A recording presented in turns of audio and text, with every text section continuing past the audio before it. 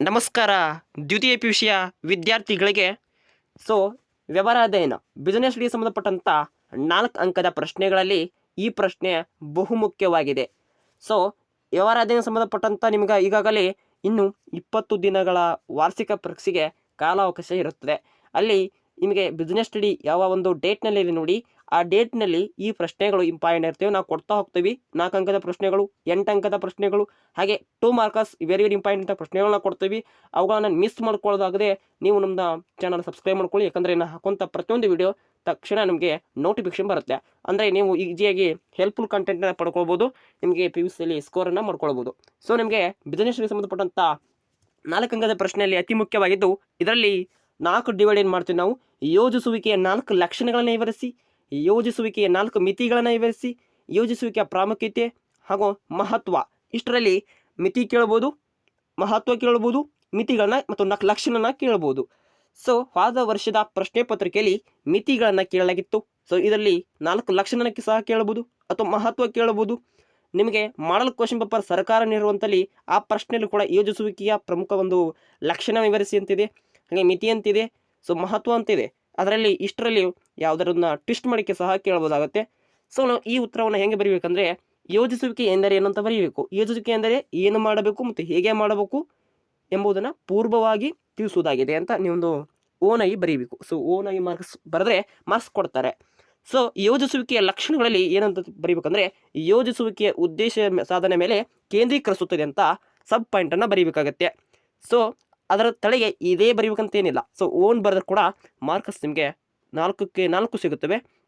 ಯೋಜಿಸುವಿಕೆ ನಿರ್ವಹಣಾಂಗದ ಉದ್ದೇಶಪೂರ್ವಕ ಕಾರ್ಯವಾಗಿದೆ. ಇದು ನಿರ್ದಿಷ್ಟ ಗುರಿಗಳನ್ನು ಸ್ಥಾಪಿಸಿ ಗುರಿ ಸಾಧನೆಗೆ ಅವಶ್ಯಕವಾದ ಚಟುವಟಿಕೆಗಳನ್ನು ಗುರುತಿಸುವುದನ್ನು ಒಳಗೊಂಡಿದೆ ಅಂತ ಬರಿತೀವಿ. ಕೇವಲ ಒಂದೇ ವಾಕ್ಯದಲ್ಲಿ ಬರೀಬೇಕು. ಯೋಜಿಸುವಿಕೆಯ ನಿರ್ವಹಣೆಯ ಪ್ರಾಥಮಿಕ ಕಾರ್ಯವಾಗಿದೆ. ಯೋಜಿಸುವಿಕೆ ನಿರ್ವಹಣೆಯ ಉಳಿದೆಲ್ಲ ಕಾರ್ಯಗಳಿಗೆ ಆಧಾರವಾಗಿದ್ದರಿಂದ ಇದನ್ನು ನಿರ್ವಹಣೆಯ ಪ್ರಾಥಮಿಕ ಕಾರ್ಯ ಅಂತ ಕರಿತೀವಿ ನಾವು. ನಿರ್ವಹಣೆ ಎಲ್ಲ ಕಾರ್ಯಗಳನ್ನು ರೂಪಿಸಿದ ಯೋಜನೆಗಳ ಚೌಕಟ್ಟಿನೊಳಗೆ ನಿರ್ವಹಿಸಬೇಕು. ಇನ್ನು ನೆಕ್ಸ್ಟ್ ಪಾಯಿಂಟ್ ನೋಡಿ, ಯೋಜಿಸುವಿಕೆ ಸರ್ವವ್ಯಾಪಕವಾಗಿದೆ ಅಂತ ಬರೀಬೇಕು. ಓಕೆ, ಯೋಜಿಸುವಿಕೆ ಎಲ್ಲ ನಿರ್ವಹಣಾ ಹಂತಗಳು ಮತ್ತು ಸಂಘಟನೆಯ ಎಲ್ಲ ವಿಭಾಗಗಳು ನಿರ್ವಹಿಸುವ ಕಾರ್ಯವಾಗಿದೆ. ಉದಾಹರಣೆಗೆ, ಉನ್ನತ ನಿರ್ವಹಣಾಂಗವು ಇಡೀ ಸಂಸ್ಥೆಗೆ ಯೋಜನೆಗಳನ್ನು ರೂಪಿಸುತ್ತದೆ.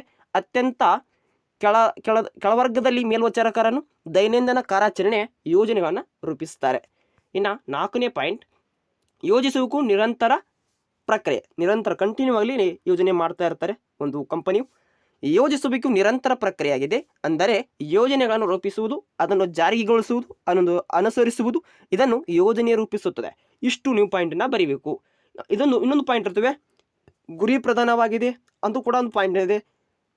ನಿರಂತರ ಪ್ರಕ್ರಿಯೆ ಅಂತ ಕೊಟ್ಟಿರ್ತೇನೆ, ಗುರಿ ಪ್ರಧಾನ ಕೂಡ ಒಂದು ಓದೋದು. 4 ಪಾಯಿಂಟ್ ಬರೆದ್ರೆ ಯೋಜಿಸುವಿಕೆಯ 4 ಲಕ್ಷಣಗಳಾಯಿತು.